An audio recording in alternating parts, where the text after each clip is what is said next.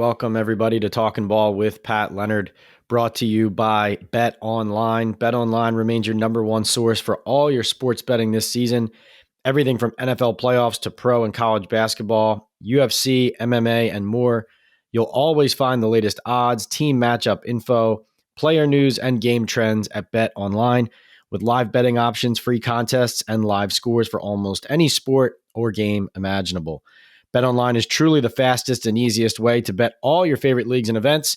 Head to the website today or use your mobile device to join and receive your 50% welcome bonus with your first deposit.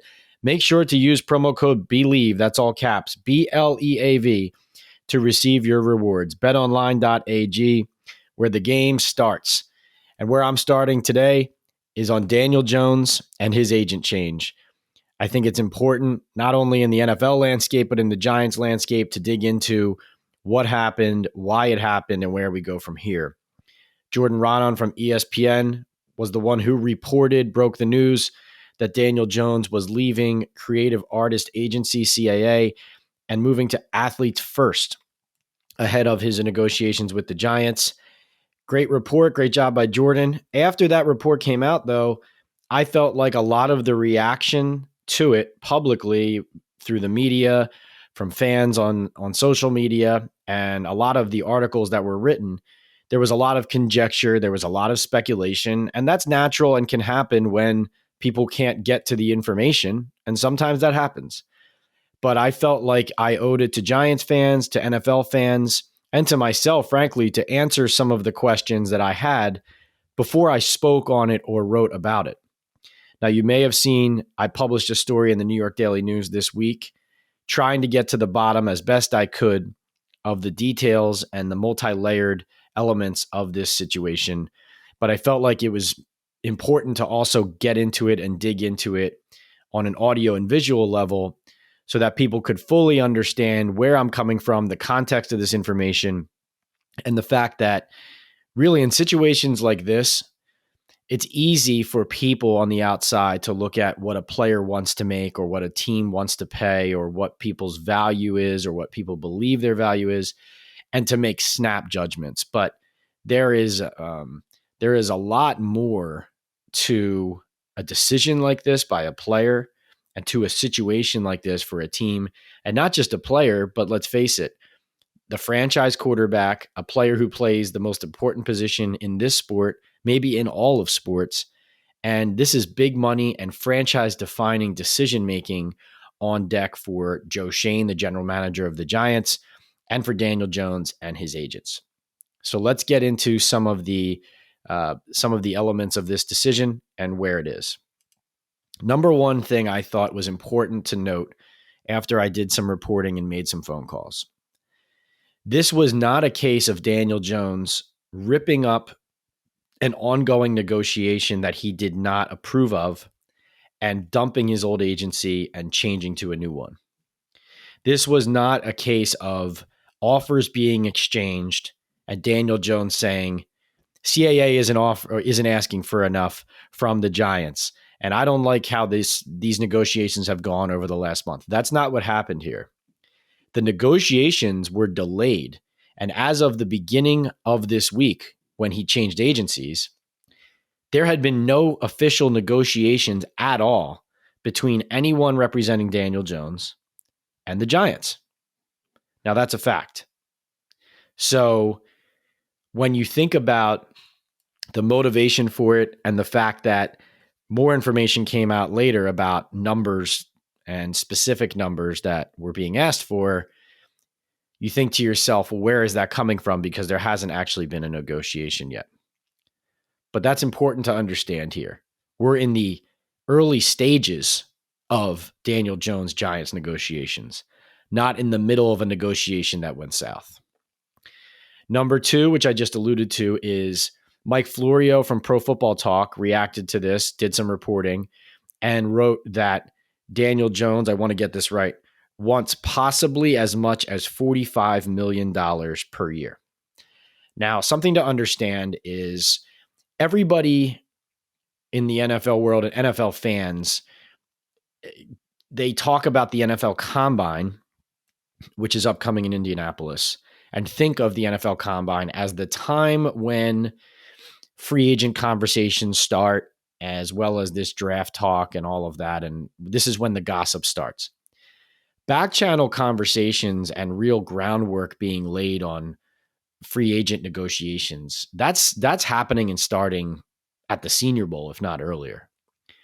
So when I looked at that and I said $45 million, I wonder if that's true and where did it come from? So as a reporter, it's my job not to react and say, Daniel Jones wants $45 million a year. Because first of all, Florio did not report directly he wants 45. He said he possibly wants as much as 45. And secondly, it just is only fair to the player to get to the bottom of where that number's coming from. Now, back channel conversations happen, like I said, even if official negotiations haven't started. And so were numbers discussed on Daniel Jones's side internally with the Giants? Of course, that's natural. Those things happen. So I'm sure Daniel Jones was having conversations even during the season or right after the season with his previous representation about, oh, what do you think my value looks like? And I'm sure the Giants were having internal conversations about, where do you think this fits? We know the franchise tag is 32.4. What do we think Daniel's value is based on his performance, his success here, his failure there? So wouldn't shock me if conversations about where the value might land gets to Daniel Jones and he doesn't like the tenor or the tone of where he feels the compromise might end up. Also natural to react to the public conversation and dialogue about where Daniel Jones fits in, top 10, top 15, top 20 quarterbacks and what that means his value is. But I will say this.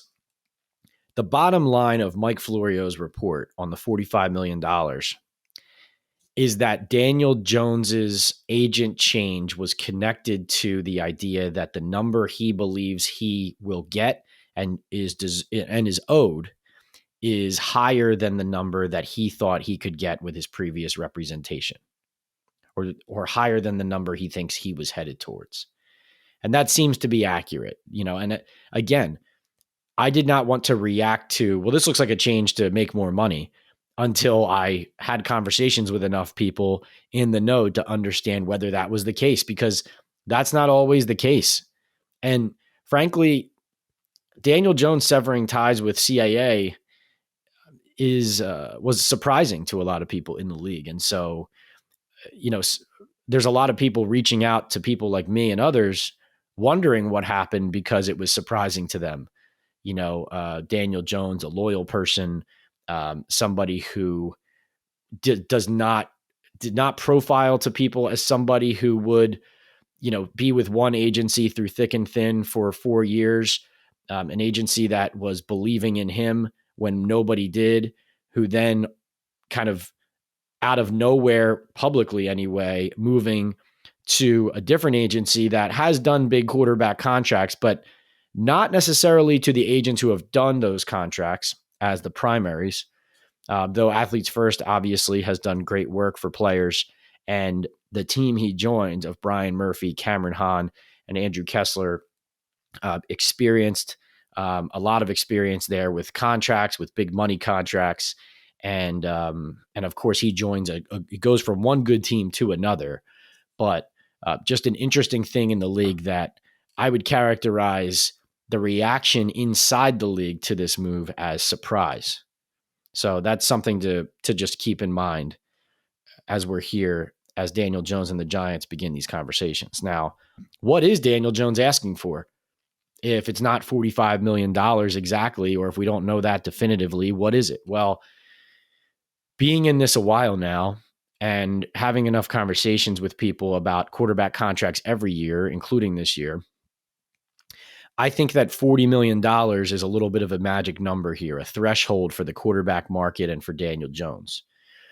And the reason I say that is because there are 8 quarterbacks, as I talk to you right now, who make an average of $40 million a year.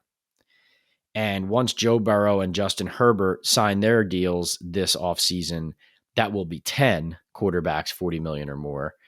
And if Lamar Jackson gets a long-term deal done, that will be 11. All of that is to say, when I talked to several former GMs in January, and one of them was the most definitive about, and he's plugged into the league and was definitive about he believed that after winning that game against Minnesota, that Daniel's contract was going to come in between $35 million and $38 million a year. And I think, knowing how the Giants want to build a roster, knowing where the franchise tag lies, knowing what maybe his Daniel Jones's high ceiling and low floor comps are, the Ryan Tannehills on the lower end. I guess you could say Derek Carr obviously isn't on that contract anymore, but he was at that $40 million. And so could you compare Daniel Jones to Derek Carr, high end, low end? And then the other thing to consider is from a salary cap perspective, not to get too much into the weeds, but if Daniel Jones hypothetically were franchise tagged 2 straight years in 23 and 24, the total value averaged out comes out to, I believe it's 37 million and change, like 37.4, 37.5, somewhere around there. And so those numbers make sense from the standpoint of you don't think he's a top 5 quarterback, but you think he's on that top 10 fringe, 11, 12, right around there, which I don't think is unfair. But the $40 million then, if you're Daniel Jones, you're taking, let's say you take $38 million a year, you are automatically telling the world that you agree you are no better than about a top 15 quarterback, because the salary cap is expected to skyrocket. And so not only will there be deals coming in this offseason that beat that, but then you look 1 year down the road and you think about how dramatic of a discount in Daniel Jones's eyes, maybe somewhere between $35 and $38 million a year is, compared to what he believes not only his value is now, but what it will be not far into the future. And so I think that when Mike Florio reports Daniel Jones wants possibly as much as up to 45, what I hear, and then having conversations with people in the league and understanding how this works with quarterbacks and where the contracts are and how these negotiations have happened with various players around the league, and now where Jones stands, what I hear and what I believe is that what Jones thinks he can get and wants to get is over that $40 million number. So up to 45, it's like if you've ever bought a house, right? You're going to, the sellers might ask for way more money than they expect to get. And you might come in at a much lower number than the listed number and the number that you have a feeling they want to get to. But that is how you end up compromising at a value that works for both sides, and you get to move in. And so $45 million, when I hear $45 million, obviously the natural reaction is, well, then he's not going to be a Giant unless he's on the franchise tag. But that's kind of the question now. And again, I want to reiterate this. Now we've had a few days here since the news came out, since the agent change happened, but the Giants and the Daniel Jones camp we're on the verge of, and just at the beginning, in the infancy stages of starting these negotiations. So the Giants need to hear Daniel Jones and Athletes First opening number, and Daniel Jones and Athletes First need to hear Joe Schoen and the Giants opening number before we can definitively say there is a huge gap between the sides, rather than speculating that because there is a report that a number could get to a certain level, that there already exists that gap. So what I'm saying is, could Jones be asking for an unreasonable number that's going to create some friction and maybe lead to a failure to compromise? Possibly. But I'm not hitting the alarm bells just yet and pressing the ejector seat button right now, because I think what's instructive now is getting to a point where we know how far the gap is. There's definitely a gap now based on what has happened. There is a gap, but you expect there to be one at the start of any negotiation like this. So I'm not overreacting, but it's not nothing, if that makes sense. And again, this is an informed opinion. This is not me reacting 5 minutes after the news comes out. Okay, so that gets us to this. The Giants want to sign Daniel Jones to a long-term deal. That's what they want. A 5-year deal would be great for the team, and a multi-year deal just in and of itself is preferable to Joe Schoen and the Giants because they can spread out cap space and they can lower the 2023, this year, cap hit for Daniel Jones. And that's why they want a multi-year deal for Saquon Barkley if they resign him. They want to be able to spread it out and they don't want to be in the same position 3 years from now that they were this year, where they have all this extra money and no cap space and they can't get out from under the contracts. They don't want to repeat that mistake of deferring everything, but they're trying to build this smartly, both for the here and for the long term. But Joe Schoen really is looking at all of this with an eye on building a team for the future. So if you franchise tag Daniel Jones, it's a 1-year contract and it's a $32.4 million deal for 1 season. And so that means the second you place the franchise tag on Daniel Jones, and again, from now till March 7th is the time frame when the Giants have to decide whether they use a franchise tag on Daniel Jones, on Saquon Barkley, or not at all. So if the Giants franchise tag Daniel Jones, the minute they announce they're placing a tag on him, the minute they announce that, $32.4 million go on the Giants cap, even though it's not locked in for the 2023 season, because the NFL and the NFLPA treat it as you have allocated the money to that player for the time being. So the Giants would severely hamper their ability to sign other players and spend money elsewhere if they even just have Daniel Jones on the tag as a placeholder. So what they want from Daniel Jones is a compromise on a long-term deal so that they can operate and go make other signings and build a team up around him. So Jones has the franchise tag as leverage in that respect. Now, the franchise tag could always hurt Daniel Jones, though, in this sense. If the team and Jones can't compromise and they get to a point where they know we're just not going to be on the same page, okay? Now, I'm looking down the road here, okay? But if they got to that point and both teams threw up their hands, the Giants and Athletes First threw up their hands and they said, you know what, we're never going to get to a common number, common ground. Now what happens is the franchise tag can hurt Daniel Jones in the sense that the Giants are now looking at it like, well, now we can't build the team we wanted to for 2023. So now where do you go from there? And a tag and trade is always possible, not just for Daniel Jones, but also for Saquon Barkley if he ends up getting franchise tagged instead. Because a franchise tag, you put it on the player and it retains their rights temporarily. But until that is signed and locked in, the team can pull it all the way up until I believe it's mid-July for a different deal. So you can franchise tag Daniel Jones or Saquon Barkley in early March, and then you could negotiate and agree to a long-term deal on July 1st that replaces that franchise tag.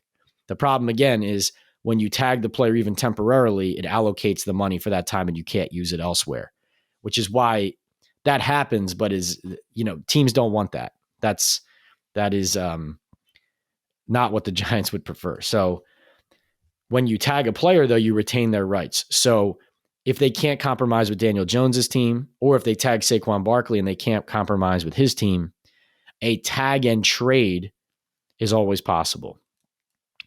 And you have to think about this way too.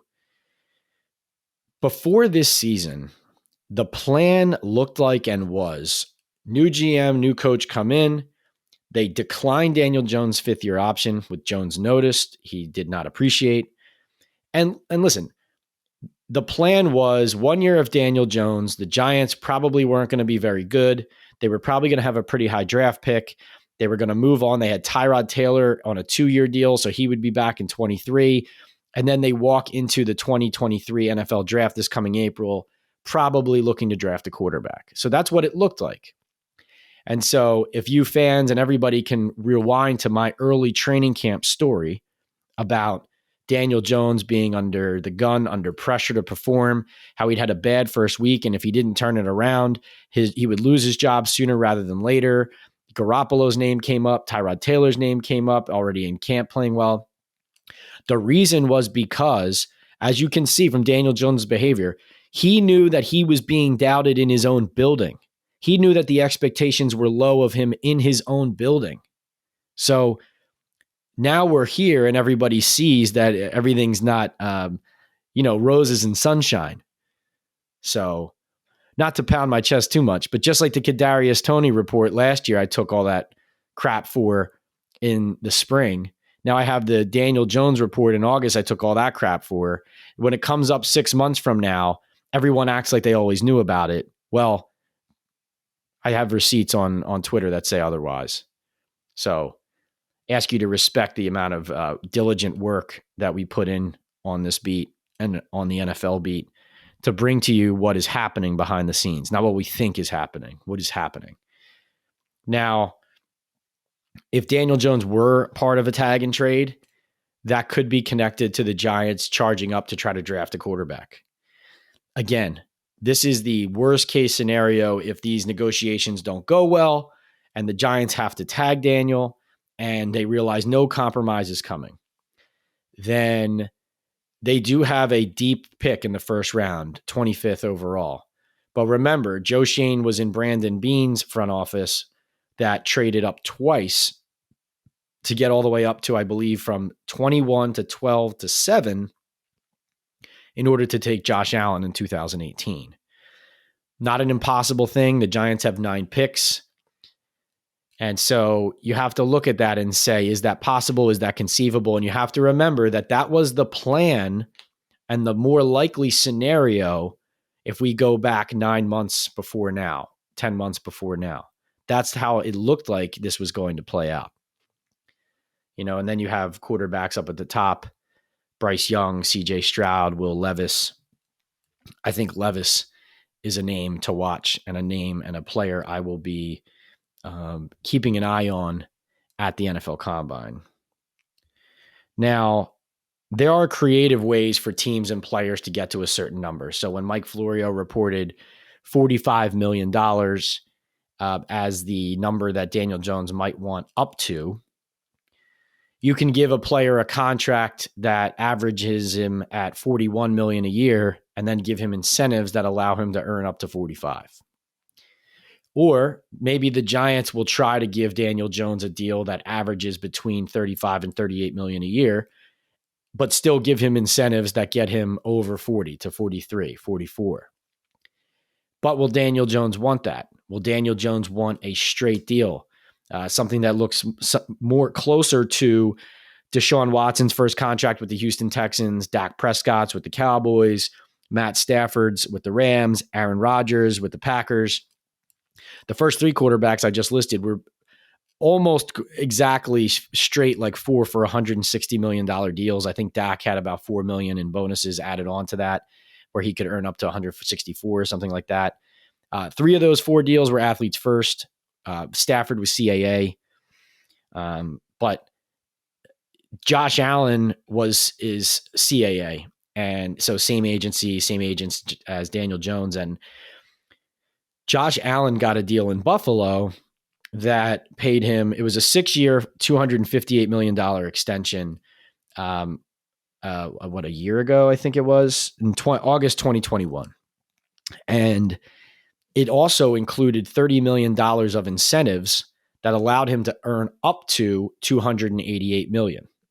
Now, the difference there is his base contract allows him to average $45 million a year. The incentives allow him to earn up to, so the 40, sorry about that. Got my numbers crossed up there. The base contract allows Josh Allen to make $43 million per year. The bonuses allow him to make up to $48 million a year. So that is an example of a compromise where, again, a front office that Joe Schoen was a part of, Brandon Beane, Joe Schoen, and the Buffalo Bills negotiated with CAA and Josh Allen to say, we'll get you to 43, and there's money in here that'll get you to 48. Now, agencies don't love deals like that. They want the money. The player wants the money. Every negotiation is different. Josh Allen was involved in making that deal close and happen. That $30 million in bonuses is not guaranteed money in any stretch of the imagination. It is $1 million bonus if he wins the AFC Championship and plays 60% of the regular season snaps. An annual $2.5 million bonus if he wins the Super Bowl and plays 60% of the regular season snaps. And an annual $1.5 million bonus if he wins NFL MVP. So a lot of that money is never coming to you. So you don't want to take that deal if you would rather not accept the possibility of getting to a number. You want to see it cold on paper. It's going to happen. Now, something to always keep in mind too, even though I'm using these average annual salaries because it is a benchmark that people use and it is an easier way to think about it. But the guaranteed money is what matters most in these contracts. And so always remember, Daniel Jones, Deshaun Watson getting $230 million fully guaranteed contract. Owners are trying not to make that a precedent for negotiations, but that has certainly emboldened players. And you don't want to necessarily look at the amount of average money theoretically is in the contract, but you want to look at the guaranteed money that is in the contract. Kyler Murray got a lot of guaranteed money in his new deal. Is Daniel Jones as good as Kyler Murray? Is he as talented? Is he as productive? He's won a playoff game. Where do you see him? Do you see him closer to Ryan Tannehill, who's closer in the $30 million range, but on an older contract? Do you see him closer to Kyler Murray, who is, I believe, at $46 million?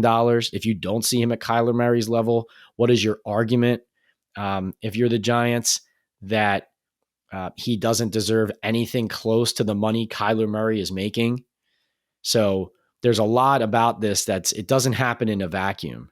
And when you look at an agent's perspective, you look at teams like the Browns and the Cardinals, who I think we can all agree, both of those teams, in my opinion, made huge mistakes with the contracts they gave out. But that doesn't mean they can't be used because they are in the market and helping to set and reset the market. And so those are just the realities. One point I wanted to make in general too, I know people get tired of comps, and I think you get tired of comps because it's annoying when like a running back can cut well and somebody says he's like Barry Sanders, right? People get a little bit carried away with it, comparing people to all-time greats. But you should understand something about how this business works. Like, this is not rocket science. Agents and general managers and teams use player comparisons at the core and at the heart of their arguments about what a player's value is.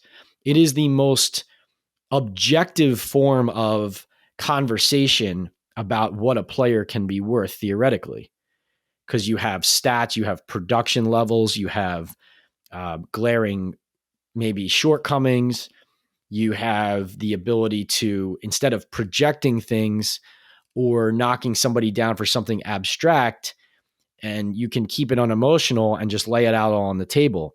And you also have comparable players at various production levels, and ages is also an important thing, right? Like, if a player has a similar position and production level, but one is 10 years younger, it's not reasonable to just directly compare those two players and contracts, because you also have to factor in one player is younger and ascending versus another player is at a certain level but descending. But I just want fans to understand that when media uses comparisons, yes, there is a little bit too much hyperbole in it, but this is how negotiations work. Those are part of the foundation for how these negotiations happen. Now, a few other points about this I found interesting making calls around the league. So one league source pointed out to me that for the Giants, this is a little bit of uncharted territory, in the sense that Kevin Abrams, their vice president there in the front office, he's a seasoned negotiator. Ed Triggs, also the director of football operations, involved in this part of it for several years now as well. But between Eli Manning and Daniel Jones, the Giants have basically exclusively been a CAA team at the quarterback position for 2 decades. And so that's the common comfortable ground for the Giants. Now, they've negotiated with athletes first. They have experience negotiating with athletes first, obviously. So it's not like the Giants and Kevin Abrams and Ed Triggs don't have that experience. It's not what I'm saying. It's just an interesting nugget that from rookie contracts to extensions, it's generally for a long time been New York Giants and CAA getting in a room and having those conversations. And now with Daniel Jones, that is not the case. So that's worthwhile to point out. Another thing to point out is that several of Daniel Jones's close friends / teammates are Athletes First clients. Kyle Rudolph, the former Giants tight end who was at the Bucs this past year, he is represented by Murphy and Hahn, two of the agents on Daniel Jones's new account. Sterling Shepard is represented by Athletes First, and David Sills also is an Athletes First guy. And interestingly enough, David Sills was at a previous agency, I believe Steinberg Sports, when he first came into the league for a couple years, 2 to 3 years. And then he left for Athletes First. So again, these guys are human. They have conversations, they talk. And I do think that's interesting, just to point out that Daniel Jones's closest friend on the Giants left his agency for Athletes First, I believe last year. And now Daniel Jones is leaving his agency for Athletes First ahead of his contract negotiation. So not nothing. And I mentioned, of course, that people around the league were surprised. Nobody believed in Daniel Jones 18 months ago outside of his family members and his agents, really. So interesting that he's made this change. They did not negotiate with Daniel Jones's agents at the bye week over a contract extension. The Giants did talk to Julian Love's representatives, to Saquon Barkley's representatives. They did not talk to Daniel Jones's. I do not believe that the absence of talks there was like the reason why Daniel Jones is making this change. It is a factor, though, that you have to throw into the pot of things that Daniel Jones was probably considering and looking at when he made this decision. But of course, again, I want to reiterate, this was not a decision that happened. This was not a snap decision. This was a decision that was in the works, that I know that as of the Senior Bowl, right? So we're going back several weeks here. As of the Senior Bowl, this was something that was in the works that Daniel Jones was in the process of working through and considering. And so this was not a last minute decision by Daniel Jones in any stretch of the imagination. So like I said, the Giants do want to re-sign Jones and Barkley both. I think Barkley is, I sit here right now and I tell you, I am still confident. I'm still more confident than not that Daniel Jones is back with the Giants.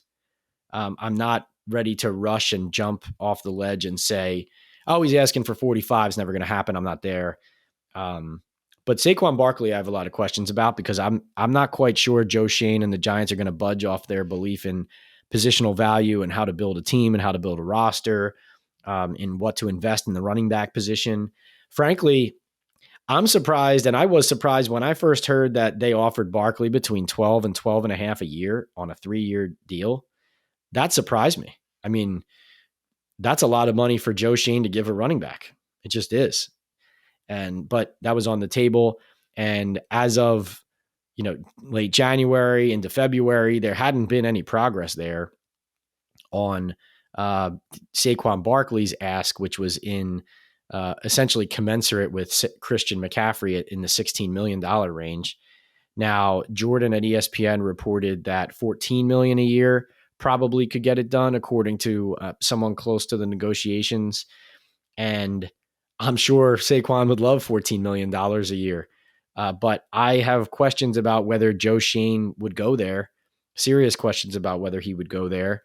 And with the franchise tag being $10.1 million for running back, if the Giants don't have to use that franchise tag on Daniel Jones, then Saquon's really in a world of hurt because a tag and trade is very much in play there. I don't know if he would agree to play on the franchise tag anyway. $10 million right there. You're committing $10 million to a running back for the year instead of, again, having a multi-year deal where you can spread out the pain and spread out the hurt cap wise and leave yourself more room and more money to use in the short term to build the team. So I have more doubts about Saquon Barkley's future with the Giants than I do with Daniel Jones's. But this is an important development, an interesting development, and I hope that I was able to bring some clarity and some extra information to you about what happened here with Daniel Jones changing agencies and the fact that there's still a lot more news to come because we're really just on the cusp of where this is going to go. Are the sides going to exchange numbers, and is one of them going to step back and say, wow, we're even farther apart than I realized? Or is it going to be much less of an issue, much less of a situation where one side feels wronged or blown away, and it's just going to be a standard negotiation where they're both advocating for their positions and they reach a middle ground that we all saw coming from the start.